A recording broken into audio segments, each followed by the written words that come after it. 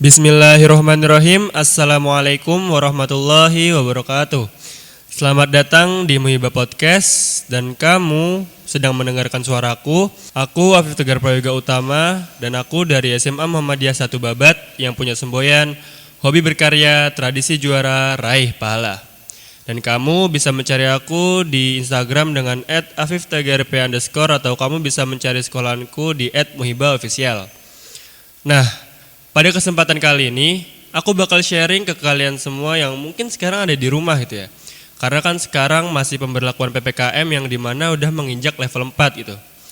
Mungkin di daerah kalian udah ada yang melakukan kegiatan secara tatap muka gitu. Tapi saran aku sih tetap patuhi protokol kesehatan yang ada.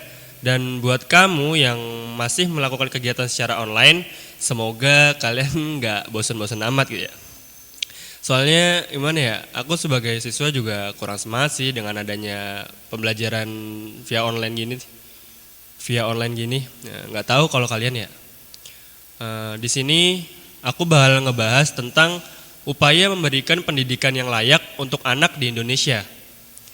Tapi sebelum aku bahas tentang topik ini, aku mau tanya ke kalian, apa sih itu hak asasi manusia? Kalau jawaban kalian udah, aku bakal uji seberapa jauh kalian semua tahu tentang apa yang menjadi hak asasi manusia dengan beberapa hal. Dan yang pastinya, hal itu bakal berkaitan dengan hak asasi manusia. Ya, mungkin sebagian dari kalian udah gak asing sih, dan bahkan mungkin udah tahu apa sih isi kandungan atau makna dari Undang-Undang Dasar 1945 Bab 10A Pasal 28A sampai 28J. Karena pasal tersebut merupakan salah satu pokok bahasan materi pembelajaran HAM dalam mata pelajaran pendidikan kewarganegaraan atau yang disingkat dengan PKN gitu di mata pelajaran sekolah menengah.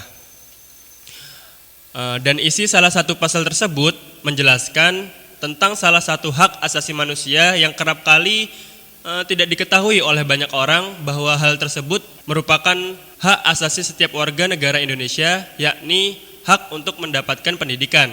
Dalam pasal 28C ayat 1 tertulis dengan jelas bahwa setiap orang berhak mengembangkan diri melalui pemenuhan kebutuhan dasarnya, berhak mendapatkan pendidikan dan memperoleh manfaat dari ilmu pengetahuan dan teknologi, seni, dan budaya demi meningkatkan kualitas hidupnya dan demi mensejahterakan umat manusia.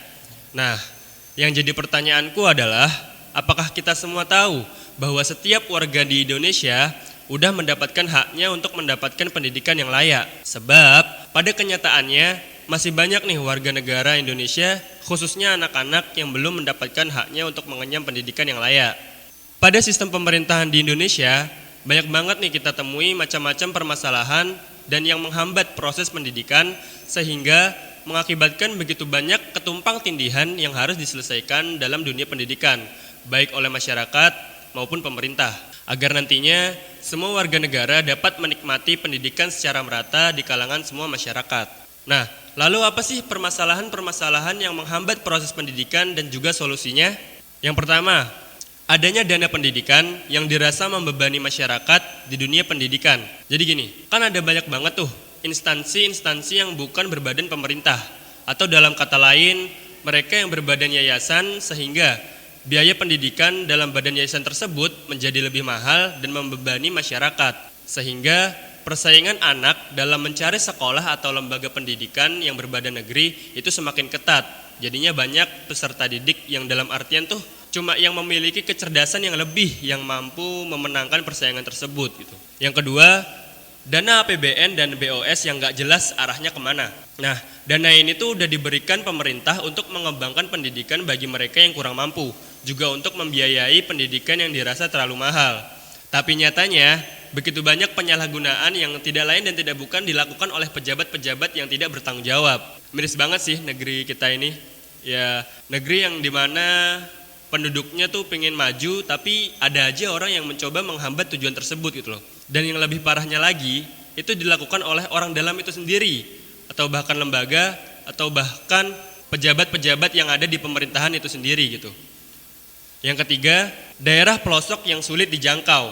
Nah, negara kita kan negara NKRI itu, yang dimana terdiri dari beribu-ribu pulau yang dipisah oleh lautan dan samudra. Nah, Dari pulau-pulau tersebut ada sekitar 100 pulau terpencil yang dimana di dalamnya tuh terdapat banyak macam suku yang mereka mendiami suatu tempat yang sulit dijangkau oleh orang lain. Dengan begitu, mereka yang berada di dalamnya pun juga belum tentu bisa merasakan apa itu yang dinamakan dengan pendidikan. Nah, apakah mereka yang termasuk suku pedalaman tidak boleh? Apakah mereka yang termasuk suku pedalaman tidak boleh mendapatkan pendidikan seperti mereka yang ada di kota-kota? Gimana tuh pendapat kalian? Yang lanjut, yang keempat, tenaga pendidikan yang belum loyal. Maksud aku tuh yang belum loyal tuh kayak begitu banyak tenaga pendidikan atau guru yang ada di Indonesia, tapi mereka masih belum bisa menunjukkan kualitas mereka sebagai guru yang baik gitu loh. Maksudnya tuh guru-guru ini tuh banyak yang menyebar di daerah perkotaan, tapi sedikit dari mereka yang mau mengabdi di daerah pedalaman. Sehingga mereka yang ada di pedalaman yang menginginkan pendidikan tidak bisa menikmatinya karena nggak adanya tenaga pendidikan atau guru yang mau mengabdi di sana gitu. Kalaupun ada ya itu pun cuma sedikit sekali gitu. Jadinya sangat sulit dijumpai sekolah ataupun lembaga pendidikan di daerah terpencil seperti Papua misalnya. Oke, dari sekian permasalahan yang telah dijabarkan tadi, telah kita ketahui bahwa permasalahan yang dihadapi bangsa ini dalam menyalurkan hak warga negara supaya mendapatkan pendidikan yang layak sangatlah kompleks, sehingga bukan hanya tugas pemerintah ataupun negara dalam mencari solusinya, tetapi kita semualah yang menjadi warga negara yang harus ikut serta dalam mencari solusi dan berusaha semaksimal mungkin berperan aktif dalam dunia pendidikan. Dari begitu banyak permasalahan yang aku sebutin tadi, aku bakal mencoba mencari solusi yang tepat untuk menangani hal tersebut. Karena dalam hal ini, bukan cuma pemerintah yang bertanggung jawab, tapi juga seluruh elemen masyarakat di Indonesia. Oke, coba kita kupas sedikit demi sedikit solusi untuk memecahkan masalah yang ada di dunia pendidikan yang udah aku sebutin tadi. Dimulai dari permasalahan yang pertama. Dari permasalahan yang pertama tadi, kita ketahui bahwa tingginya dana atau biaya pendidikan bagi masyarakat, khususnya rakyat miskin, maka di sini diperlukan pengajuan anggaran penambahan kuota dana subsidi pendidikan bagi masyarakat yang khususnya kurang mampu dan bagi mereka yang memiliki kecerdasan lebih tetapi mereka tidak dapat mengenyam pendidikan karena masalah biaya. Sehingga dengan adanya biaya subsidi ini dalam bentuk BOS ataupun APBN diharapkan semua kalangan yang kurang mampu dalam hal biaya pendidikan dapat terbantu sehingga mereka dapat menikmati haknya yang seharusnya mereka dapatkan gitu, yaitu mendapatkan pendidikan yang layak sebagai warga negara Indonesia. Namun, harus terdapat keselarasan antara pemberi dan penerima. Maksudnya tuh, jika pemerintah udah ngasih dana subsidi pendidikan nih bagi masyarakat yang kurang mampu, maka sang penerima dana bantuan subsidi tersebut harus memegang kepercayaannya agar tidak menyia-nyiakan hal tersebut, yaitu dengan belajar sungguh-sungguh sehingga mereka menjadi manusia yang cerdas, yang mampu berguna untuk memajukan bangsa Indonesia ini. Sehingga pemerintah tidak sia-sia untuk memberikan dana bagi pengembangan kita semua. Lanjut ke permasalahan yang kedua tentang adanya dana pendidikan yang tidak jelas arahnya kemana. Hal ini dikarenakan dalam diri setiap manusia ini sudah jarang banget ditemuin kejujuran, meski itu sebesar debu gitu. Ini membuktikan bahwa masyarakat Indonesia ini kerusakan moralnya itu udah sangat memprihatinkan karena kejujuran sudah dapat dibeli dengan harga murah. Ini juga membuktikan bahwa pendidikan moral di Indonesia itu udah gagal gitu dan perlunya adanya pendidikan moral jilid kedua. Dalam hal ini perlunya ditanamkan kesadaran akan kejujuran dalam setiap aspek kehidupan oleh setiap manusia yang hidup. Sehingga dengan adanya sikap kejujuran dalam setiap manusia diharapkan tidak akan ada lagi tindakan KKN atau tidak perlunya pembentukan KPK dan Komisi Penyidik Kekayaan untuk setiap pejabat di Indonesia. Dan dengan modal penerapan sikap kejujuran dapat tercipta bangsa yang sejahtera dan maju karena setiap masyarakat memiliki sikap kejujuran dan terdapat rasa kepercayaan antar sesama manusia. Oke, kembali ke topik. Kalau semua pejabat Indonesia bisa jujur dalam segala hal, maka pasti tidak akan ada kasus penyelewengan dana pendidikan yang tidak jelas arahnya gitu. Sehingga semua dana subsidi pendidikan, entah itu APBN atau BOS, dapat tersalurkan dengan rata gitu untuk masyarakat yang kurang mampu agar dapat mengenyam pendidikan yang layak.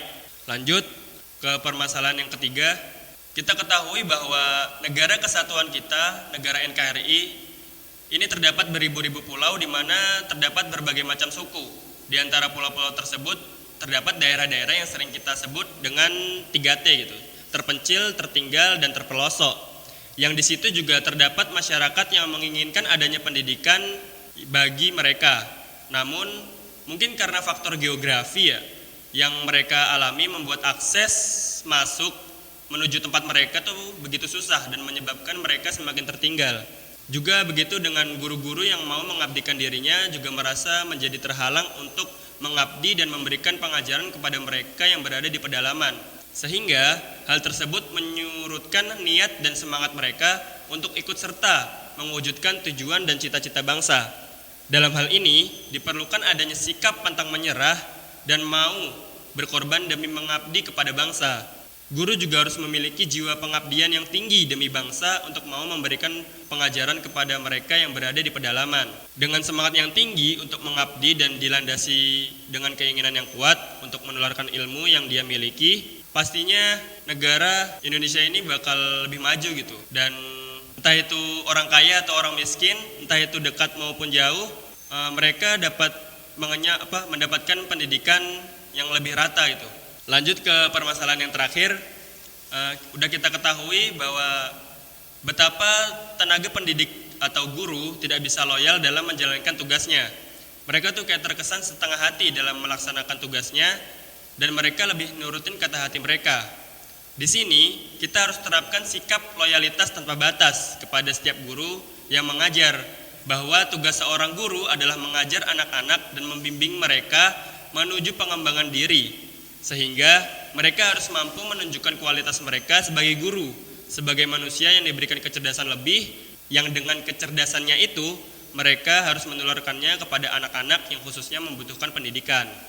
Nah, dari kesimpulan pembahasan tadi, dalam menjadi warga negara Indonesia, kita itu udah mendapatkan hak untuk mengenyam pendidikan yang layak, karena hal tersebut adalah tujuan bangsa Indonesia yang telah tertuang di dalam pembukaan UUD 1945 dengan tujuan agar terciptanya manusia-manusia yang cerdas yang siap memajukan bangsa ini. Maka pendidikan adalah suatu hak setiap warga negara tanpa pandang bulu, membedakan apakah dia kaya atau miskin, apakah dia dari Jawa atau Papua, apakah dia bodoh atau pintar. Karena setiap warga negara berhak mendapatkan pendidikan untuk mengembangkan dirinya sesuai dengan pasal 28C ayat 1. Dalam pelaksanaan pendidikan diperlukan adanya peran serta kita semua sebagai elemen masyarakat dan pemerintah agar terlaksananya pendidikan bagi semua kalangan masyarakat dimanapun mereka berada. Nah, teman-teman, udah gak kerasa kita udah di penghujung waktu. Buat kalian yang udah dengerin podcast aku, terima kasih. Kurang lebihnya mohon maaf. Wassalamualaikum warahmatullahi wabarakatuh.